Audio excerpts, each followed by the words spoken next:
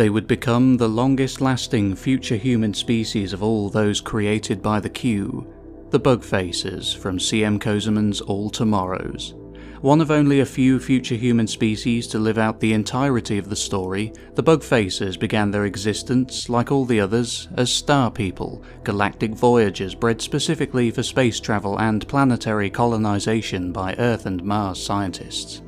Following the devastating Q invasion of their homeworld, one group of star people was forcibly modified on a genetic level into a new species known as the Insectophagi.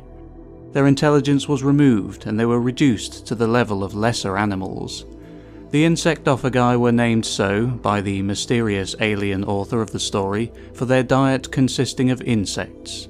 As a species, they weren't particularly special, and it was only through luck, chance, and a second alien invasion, of which no information is available, that they would manage to progress beyond their now primitive state.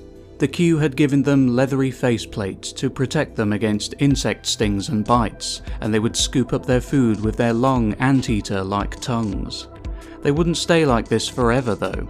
In time, and following the previously mentioned second alien invasion, which possibly ended up with the Insectophagi being genetically altered once again, they would eventually evolve into a new form, the Bug Faces.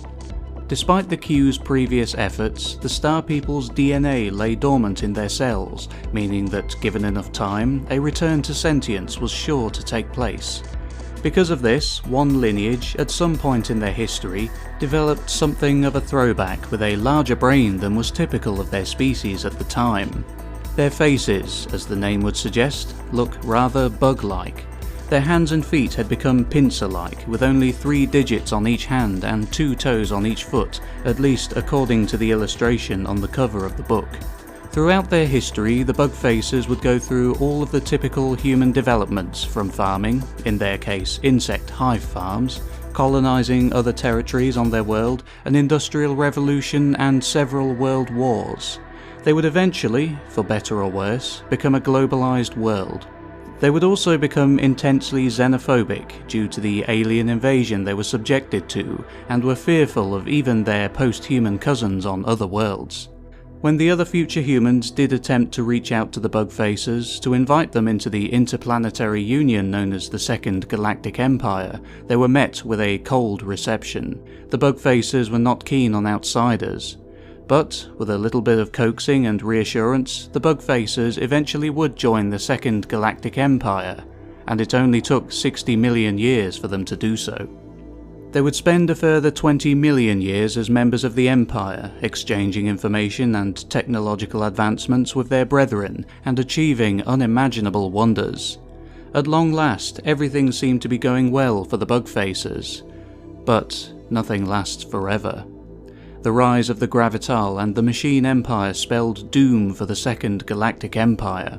The gravital were a future human race that had implanted their minds into machine bodies, and because of their technological prowess and the vast amount of ancient Star People ruins left on their world, they considered themselves the only worthy heirs to the Starmen. They would embark on a mission of mass genocide to wipe out the other future humans, who they considered unworthy. Every other species was now gone, and only the smallest traces of their existence remained. The Bug Faces, however, weren't entirely destroyed. The gravital had allowed a small amount of Bug Faces to survive. They would be brought into the machine empire as slaves and pets. They would also, at the mechanical hands of the gravital, be subjected to yet more genetic modifications so that they may perform better in their roles as servants and slaves. It was at this point that they would cease to be the Bug Faces and would become the subjects. After a time within the cold, metallic grip of the Empire, the now subjects would eventually begin to make strides towards being a recognized living being by the machines. Progress was slow at first. To begin with, only a small number of machines were sympathetic to their plight. But, as time passed, more and more of the gravital would come around to this new way of thinking. It would eventually reach the point of the subjects engaging in romantic relationships with the machines. This, of course, was rather taboo and very much frowned upon in machine society, at least to begin with. More time would pass and more subject-machine relationships would blossom, and this practice would begin to become more mainstream. At this point, there was much infighting within the machine empire, which the subjects called their home. Different factions had emerged, with one side wanting full citizen status for the subjects within the empire, and the other side refusing to recognize them as equals.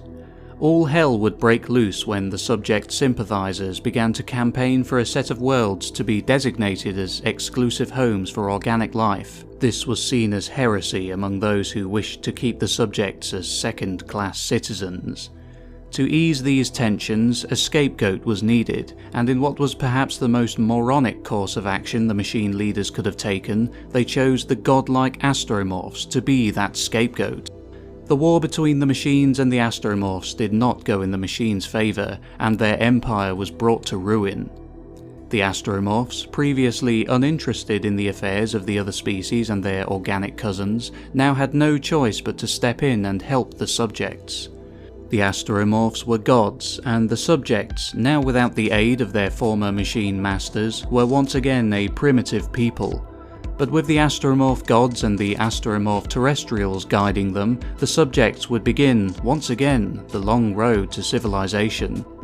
Some would rebel or refuse to heed their masters, and were made extinct for it. But a new batch of subjects would be engineered and bred by the Asteros, and they would try again and again and again, until finally a stable subject population was brought into existence.